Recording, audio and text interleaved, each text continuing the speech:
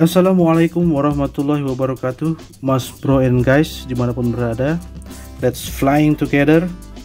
Dalam video kali ini kita akan mengulas dan membahas sekaligus memberikan sedikit tips dalam membuat lubang ventilasi pada body drone. Yang mana di sini sudah ada body drone yang sudah dibolongin, sudah jadi dan sudah selesai dicat. Namun ada sedikit kesalahan dan kita akan sama-sama mengkoreksinya, yaitu pada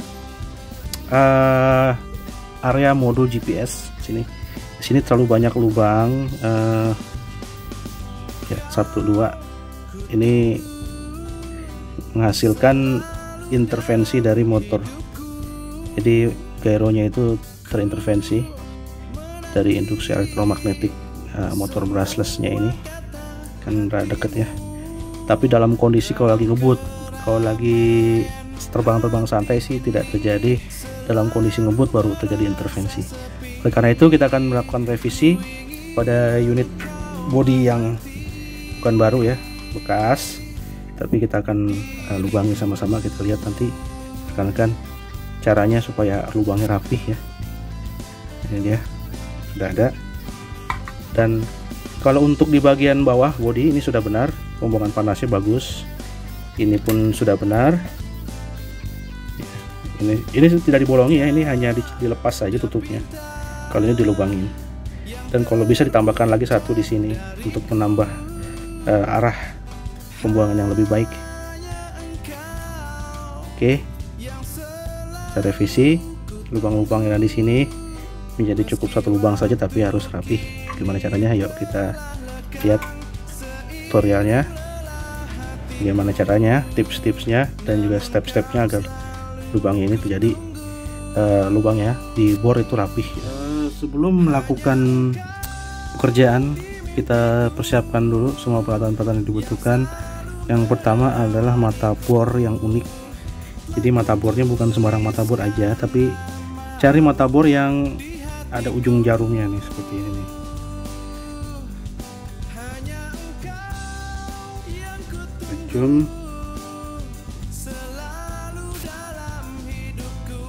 Ya seperti ini mata bornya yang ada ujungnya.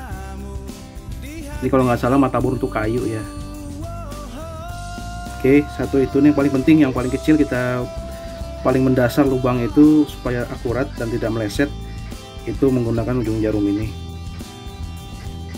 Lalu mata bor step yang kita butuhkan, bahasanya tuh kalau orang bilang tuh mata bor piramid.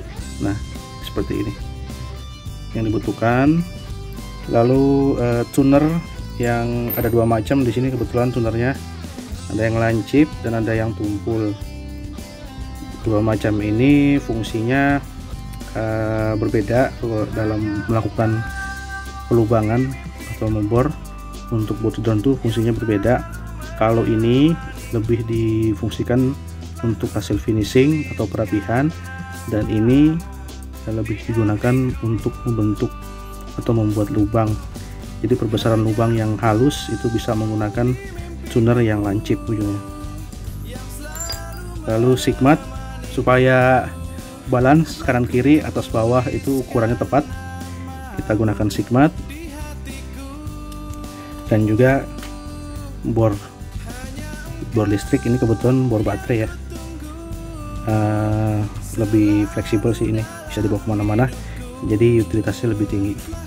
Oke, Mas Bro and guys dan juga rekan-rekan pilot Indonesia, yuk kita langsung saja melakukan kerjaan kita, yaitu melubangi body drone yang dibutuhkan untuk membuat lubang sirkulasi agar semua modul-modul ESC receiver termasuk modul kamera juga terbebas dari overheat. Kita langsung saja, let's flying together. Oke, step pertama adalah menandai atau mencari titik kebutuhan dari lubang tersebut. Nah, di sini kita sudah bisa mengukur ada sekitar 13,8. Itu lubangnya tepatnya di posisi huruf E nih, drone nih di sini. Tapi alangkah baiknya kita turunkan lagi sedikit di angka 10 saja ya teman-teman. 10 saja, 10 10,9 atau 11 bisa boleh, tapi saya ingin lakukan lubangannya itu di angka 10 supaya posisi lubangnya itu agak sedikit jauh dari modul-modul GPS. Nah 10 di sini, iya, atau mungkin 10,5.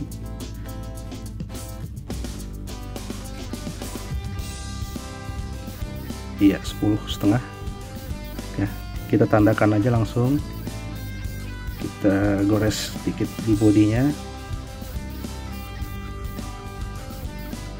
Nah ini sudah ada tanda goresannya yang sekaligus sebagai penanda titik posisi untuk titik lubangnya. Lalu kita ukur dari sini. Nah ini dia, dari titik yang paling mepet dengan arm itu sekitar 43,5, 43,8, kita lebih tepat lagi. Nah dia 43,8 ini jadi dibagi dua ya, jadi titik tengahnya adalah 21,9. Nah sekarang langsung kita setting aja 21,9, 21,9.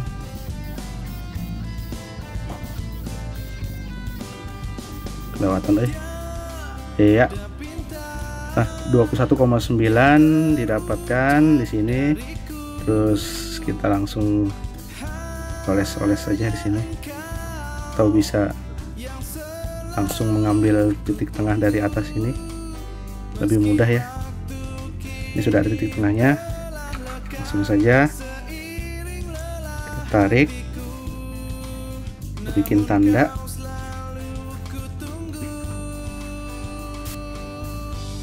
Oke. Nah jadi kalau kita hitung, iya pas 21,9. Sip. Oke. Nah, tandanya sudah ada ya ini. Oke. Nah ini titik ini di marking dengan mata bor yang ujungnya lancip tadi. Iya. Oke, sudah ada. Nah setelah itu baru kita lakukan proses ngebor. Titiknya sudah ada, yuk kita langsung saja eksekusi untuk melakukan pelubangan.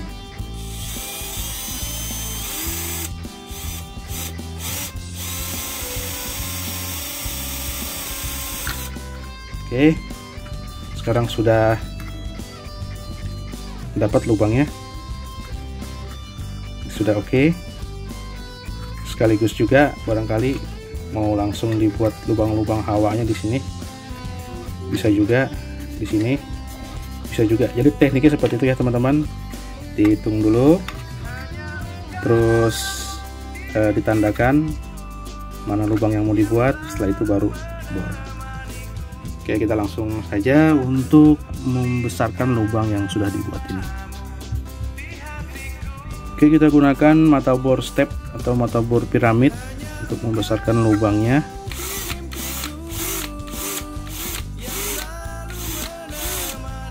Ini sudah masuk ke lubang yang step yang kedua dari yang pertama. Oke, sekarang sudah step yang ketiga.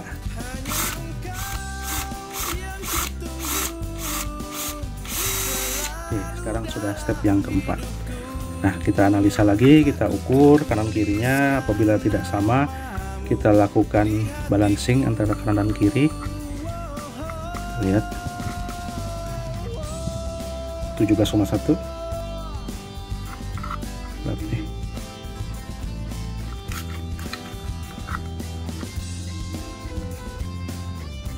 Itu kita dari sini aja 13,1. Dari sini masih 14. Nah ini masih kurang balance ya, dia masih kurang ke arah sana. Kita lakukan balancing lagi, ditekan ke bawah.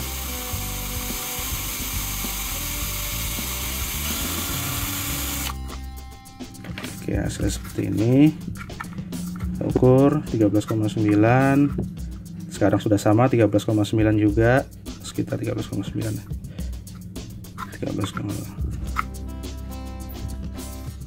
sedikit lagi ya. Nah kalau sudah agak sedikit balance ya teman-teman, baru kita naikkan lagi stepnya, satu step lagi yang lubangnya lebih besar. Nah sekarang sudah oke teman-teman, ini sudah ada lubang satu ya, ini sudah besar lubangnya, tinggal dilakukan perapihan saja bekas-bekas lubang ini. Sudah ada, kita gunakan ini apa namanya, ini tuner, tapi jangan dipakai dengan bornya, cukup manual saja supaya tidak berlebihan hasilnya.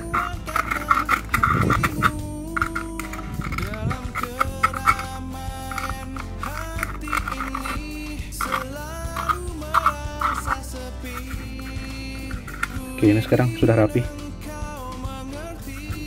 Sisa-sisa kotoran bekas bor lubangnya itu sudah tidak ada di bagian depan. Kita lanjut untuk bagian dalamnya, ini dirapikan. Berhubung ini tidak bisa melakukan korek mengorek, kita gunakan tang potong Plato mereknya. Nah kita potong aja seperti ini. Nah, bisa juga pakai gunting kuku, tapi gunting kuku rasanya kurang afdol ya, kurang dapat untuk ujungnya. Nah sudah, kita haluskan lagi.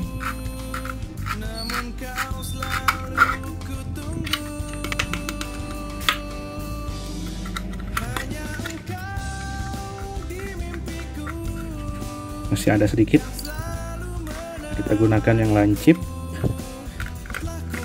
Nah tuh, kena ya.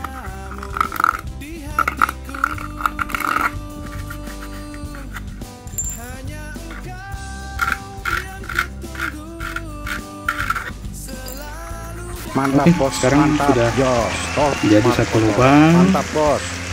Tinggal melanjutkan untuk lubang-lubang yang lain ya, perlakuannya sama seperti itu, tidak usah diulang lagi. Jadi usahakan rapih, lubangnya tidak gerepesan, dan hasilnya pun tidak meninggalkan residu-residu atau sisa kulit dari plastik ini, plastik bodi tersebut. Oke, kita langsung lanjut saja pekerjaannya, nanti bisa lihat hasilnya seperti apa. Triknya sama, tips dan triknya sama, lakukan seperti tadi, insya Allah hasilnya akan rapi. Oke, tahap pelubangan membolonginya sudah selesai. Ini sudah ada sekitar 6 lubang ya, untuk 2, 3 di belakang dan 3 di sini.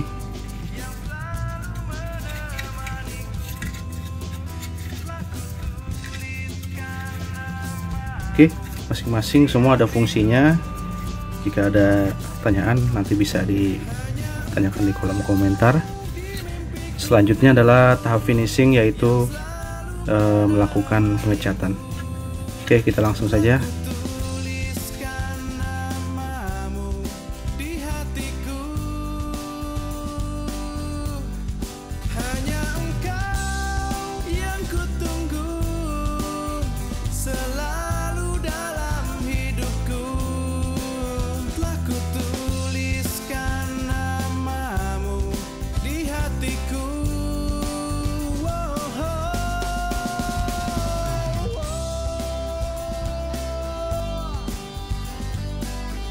Baik, alhamdulillah pekerjaan untuk melubangi dan memberikan warna yang berbeda sudah selesai. Dan ini bodi yang lama sudah dilepas. Nah ini dia kondisinya seperti ini, banyak lubang, cukup ringan ya. Ini lubangnya yang menurut observasi saya, mudah-mudahan salah ya, ini membuat induksi elektromagnetik di saat terbang ngebut mode sport itu terjadi intervensi. di bagian sini nih yang agak ringkih ya, agak riskan terjadinya intervensi, dan ini juga yang bagian atas. Oleh karena itu dari beberapa banyak lubang ya, dari banyak lubang yang sudah dibuat diaplikasikan pada bodi sebelumnya, pada hari ini selesai melakukan pembuatan pelubangan dan hasilnya seperti ini. Mantap bos, mantap bos. Jos, kita puji sama-sama. Sini satu, di belakang satu, di sisi sebelahnya juga satu, dan juga di bagian dalam di area baterai satu lubang. Insya Allah sudah cukup untuk pembuangan panas, membuat ventilasi atau lubang hawa panas yang free flow. Dan insya Allah dengan cara demikian modul-modul yang berada di dalamnya, yaitu modul kamera, ESC, receiver, dan khususnya yang paling panas saya pegang itu adalah di modul WiFi. Itu insya Allah akan aman, tidak overheat. Dan untuk terbang siang pun aman juga. Terbang siang di bagian bodi bawah ini tidak panas ya, di bagian bawah sini tidak panas untuk terbang siang. Insya Allah aman dan tidak terjadi overheat, dan tujuannya adalah semua modul-modul yang berada di dalam bodinya itu awet. Baik, demikian yang bisa disampaikan. Jangan lupa like, subscribe, share. Semoga informasi ini bermanfaat. Wabillahi taufiq wal hidayah. Wassalamualaikum warahmatullahi wabarakatuh. Let's flying together.